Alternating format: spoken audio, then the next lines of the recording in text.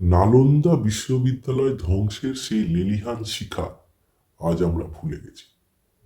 যে বখতিয়ার খিলজি হাজার হাজার মঠ ও মন্দির ধ্বংস করেছিল, লক্ষ লক্ষ সনাতন এবং বৌদ্ধ ধর্মাবলম্বীদের খুন করেছিল, সেই বখতিয়ার খিলজি আজ পুজো হচ্ছে শিব ঠাকুরের মতো। রীতিমতো ফুল বেলপাতা দুধ দিয়ে তাকে পুজো করা হচ্ছে। আর সেই পুজো করছে কে? বাঙালি হিন্দুরাই। কোন বিচিত্র কারণে ধ্বংসকারীকে আজ দেবতা বানানো হচ্ছে? এটা কি নিছক অজ্ঞতা, নাকি ইতিহাসের চরম পরিহাস? আজকের এই ভিডিওতে আমি আপনাদের দেখাবো এমন এক জায়গার কথা যেখানে আততায়ী দেবতার রূপ পেয়েছে। প্রমাণ দেখতে পুরো ভিডিওটি দেখুন। নমস্কার, আমি লেদোস, আর লেদোস দর্শনে আপনাদের সবার স্বাগত। আমি ল্যাদ খাই, আর ল্যাদ খেতে খেতে জ্ঞান দিতে ভালোবাসি। আজকে ল্যাদ খাচ্ছিলাম দুপুরবেলা, বিকেলবেলা ভাবলাম একটু চপমুড়ি খাবো। তাই চপমুড়ি খেতে গিয়ে যে ঠোঙাটা হাতে পেলাম, সেই ঠোঙাটার মধ্যে এই নিউজটা দেখে আমি অবাক হয়ে গেলাম। তার হেডলাইনটা কি লেখা আছে? বখতিয়ার খিলজির মাজার যেন সম্প্রীতির মিলন ক্ষেত্র। লক্ষ্য করেন, বখতিয়ার খিলজির মাজার, হ্যাঁ, কবর না, মাজার যেন সম্প্রীতির মিলন ক্ষেত্র। পেহেলগাঁও হিন্দু নিধনের ঠিক দুদিন পর, অর্থাৎ 24শে এপ্রিল, উত্তরবঙ্গ সংবাদ এই প্রতিবেদনটি ছাপে। মানে 25শে এপ্রিল পেপারে ছাপে, 24শে এপ্রিল এটাই লেখা হয়। এই প্রতিবেদনটি ছাপে। বিপ্লব হালদার এই প্রতিবেদনটি লিখেছেন, চয়ন হোর এর ছবি তুলেছেন। কি লিখছে প্রতিবেদনটি আপনারা দেখুন। পেহেলগাঁও জঙ্গি হামলার ঘটনায় যখন ধর্ম নিয়ে বিভাজনের অভিযোগ উঠছে, তখন বৃহস্পতিবার দক্ষিণ দিনাজপুরের গঙ্গারামপুর যেন সম্প্রীতির মিলন ক্ষেত্র। বখতিয়ার খিলজির মাজারে মুসলিমরা পড়লেন নামাজ। কোনো অসুবিধা নাই, মুসলিমরা নামাজ পড়তেই পারে বখতিয়ার খিলজির মাজারে। সে দাজি, সে অনেক হিন্দু নিধন করেছে, সে হিন্দু কনভার্ট করেছে, আমি সেটা মেনে নিচ্ছি। তার পরেরটা পড়ুন। সেই মাজারেই হিন্দুরা ফুল বেলপাতা দিয়ে শ্রদ্ধা জ্ঞাপনের পাশাপাশি পুজো করলেন। লেখার ওয়ার্ডগুলো বোঝার চেষ্টা করবেন, শব্দগুলো, হ্যাঁ, শব্দ বন্ধুগুলো বোঝার চেষ্টা করবেন। শ্রদ্ধা জ্ঞাপনের পাশাপাশি পুজো করলেন। শুধু শ্রদ্ধা জ্ঞাপন করলেন না, পাশাপাশি পুজোও করলেন। কি বলবো, বখতিয়ার খিলজি কে ছিল এই বিষয়ে কোনো মানুষ, কোনো বাঙালি হিন্দু বা কোনো ভারতীয় যে জানে না সেটা নয়। বখতিয়ার খিলজি কে ছিল? বখতিয়ার খিলজি সে যে নালন্দা বিশ্ববিদ্যালয় ধ্বংস করেছিল, হাজার হাজার মঠ ও মন্দির ধ্বংস করেছিল, লক্ষ লক্ষ হিন্দুদের খুন করেছিল। সে আজ পুজো হচ্ছে, মানে সে আজ শিব ঠাকুরের মতো করে পুজো হচ্ছে। তো বখতিয়ার খিলজির উল্লেখ আমরা প্রথম কোথায় পাই?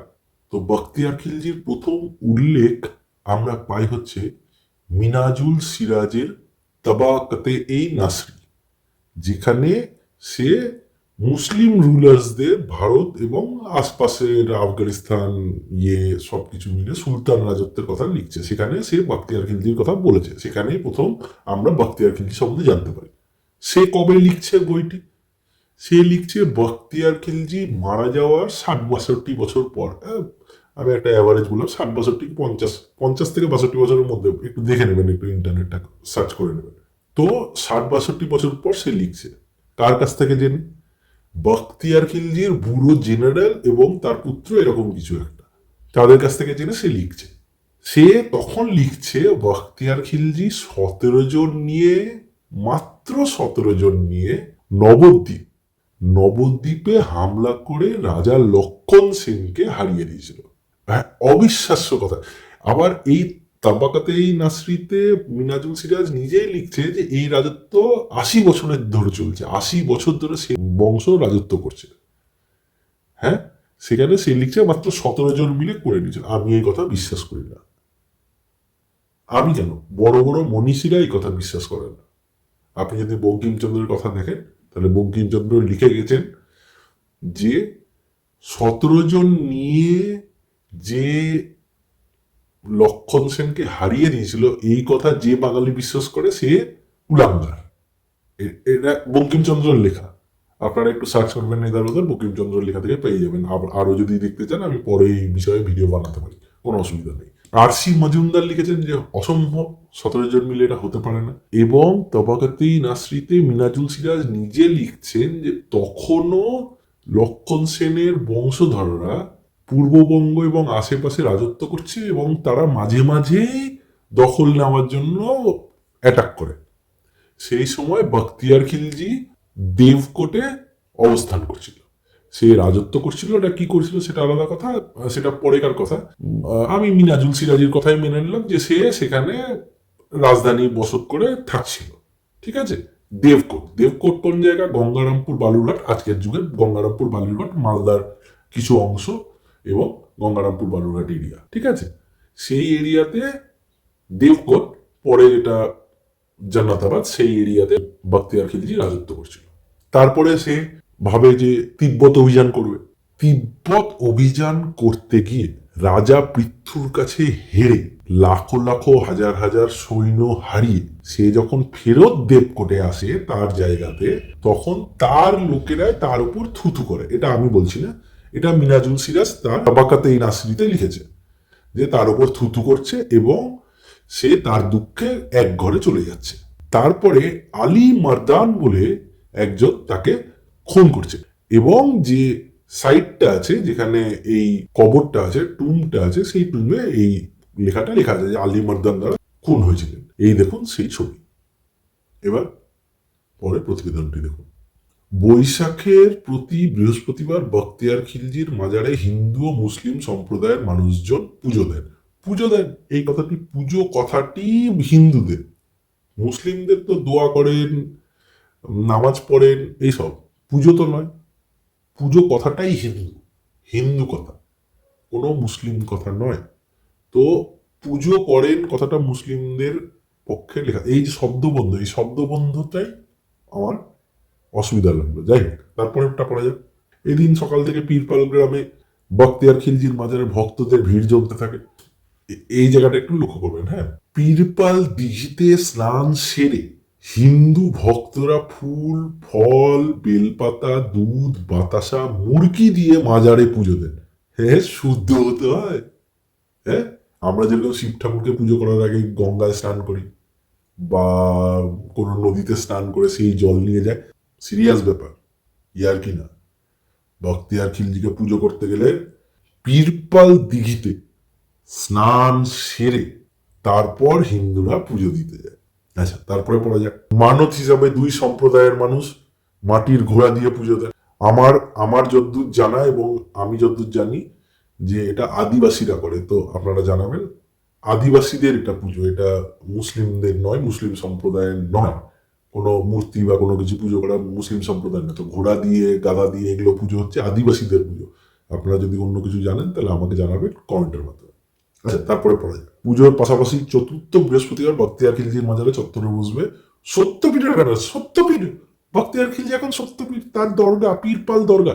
জায়গাটার নাম দেখবেন, জায়গাটার নাম হচ্ছে পীরপাল দরগা, বখতিয়ার খিলজির দরগা, যাকে নিজের লোকরাই থুতু করেছে, যে হিন্দুদের নিধন করেছে, যে নালন্দা বিশ্ববিদ্যালয় ধ্বংস করেছে, সে এখন দরগা, সত্যপীর, তার গান হয়। হ্যাঁ, তাকে ফুল বেলপাতা দিয়ে হিন্দুরাই গিয়ে পুজো করছে। মানে এর থেকে ইতিহাস বিকৃতি আর কি হতে পারে? এর থেকে আর ইতিহাস বিকৃতি আমার মনে হয় না যে পশ্চিমবঙ্গ ছাড়া এখানে আর কোনো রাজ্যে এরকম ইতিহাস বিকৃতি হয়েছে। আরেকটু আমি প্রতিবেদনটা পড়ে দিই, তারপরে আমি আপনাদেরকে আরো একটা কথা অ্যাড করে দেবো। আপনি দেখুন, একটা হিন্দু মহিলা বলছে পীর সাহেবের মাজারে পুজো দিতে এসেছিলেন আদরি রায়। ঠিক আছে, নিজের নাম বলে দিয়েছে, তাই আমি এখানে বলতে অসুবিধা করছি না, এই প্রতিবেদনায় দেওয়া আছে, পেপারের প্রতিবেদনে। আদরি রায় তার কথায়, আমরা যেমন ফুল, ফল, মুরগি দিয়ে পীর সাহেবকে পুজো দিলাম, পাশে দাঁড়িয়ে মুসলিম ভক্তরাও পুজো করলেন। প্রতি বছর বৈশাখ মাসের প্রতি বৃহস্পতিবার এইভাবেই পুজো করে থাকি, এতে মনস্কামনা পূর্ণ হয়। বখতিয়ার খিলজি একটি রাক্ষস, একটি খুনি, একটি ধর্ষণকারী। হ্যাঁ, তাকে পুজো করছে, দিয়ে বলছে মনস্কামনা পূর্ণ হয়। কি মনস্কামনা করো? হ্যাঁ, দাঁত কেলিয়ে তারপরে ছবি দিয়েছে বাচ্চার সাথে। এই ছবিটি দেখুন আপনি, ছবিটি দিয়েছে, বাচ্চা হাসছে, সে হাসছে, ফুল বেলপাতা দিয়ে পুজো করতে এসছে হাতে ডালি নিয়ে।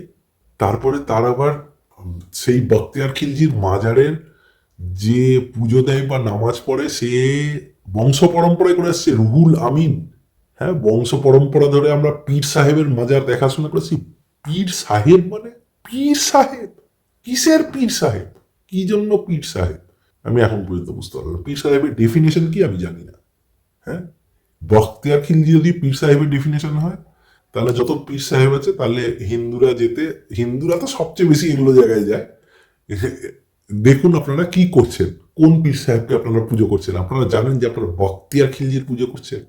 গঙ্গারামপুরের লোকজন এটা জানে না, গঙ্গারামপুর বালুরঘাটের লোকজন, যে পীরপাল দরগাতে হিন্দুরা গিয়ে বৈশাখ মাসে প্রতি বৃহস্পতিবার পুজো দিচ্ছে। বৈশাখ মাসের প্রতি মঙ্গল শনিবার ওই মঙ্গলচণ্ডী, মা জহরা, মা বাসুলি, এইটাই পুজো হয়। সেখানে বৃহস্পতিবার করে বখতিয়ার খিলজির পুজো হচ্ছে। গোটা প্রতিবেদনটাতে লক্ষ্য করুন যে এই যে বিপ্লব হালদার এবং চয়ন হোর যারা রিপোর্টার, আমি তাদেরকে কোনো কিছু বাজে কথা বলতে চাই না, কিন্তু তারা যে রিপোর্টটি লিখেছেন তার সত্যতাটা একবারও লিখেননি। সম্প্রীতির মাজার, পেহেলগামের দুদিন পর পেহেলগামের সাম্প্রদায়িকতা মধ্যে সম্প্রীতির মাজার, সব লিখেছেন, কিন্তু অরিজিনাল হিস্ট্রিটা, অরিজিনাল ইতিহাসটা কেন লেখেননি? যে বখতিয়ার খিলজি এরকম করেছিলেন, তারপরেও হিন্দুরা পুজো করছে, সেটা কিন্তু লেখেননি। সেটা না লেখার একমাত্র কারণ যে হিন্দুরা যেন অরিজিনাল সত্যটা না জানতে পারে, মানে সঠিক সত্যটা না জানতে পারে। আমরা কি সত্যি এত উদার মনের যে নিজেদের ধ্বংসকারীকে দেবতা বানিয়ে দেব? আপনার কি মনে হয়, সঠিক তথ্য ও সঠিক ইতিহাসের অভাবেই কি আজকে মানুষ বিভ্রান্ত? বাঙালি হিন্দুদের এই কাজকে আপনারা কোন চোখে দেখছেন? অজ্ঞতা না ভক্তি? আপনাদের যুক্তি আমার কমেন্টে জানান। আপনাদের কমেন্ট পড়ার আমি অপেক্ষায় রইলাম। আরও এরকম অজানা তথ্য জানার জন্য আমার চ্যানেলটি সাবস্ক্রাইব করুন এবং অন্যরা যারা এই তথ্য সম্বন্ধে জানে না তাদেরকে এই ভিডিওটি শেয়ার করুন এবং জানতে সাহায্য করুন।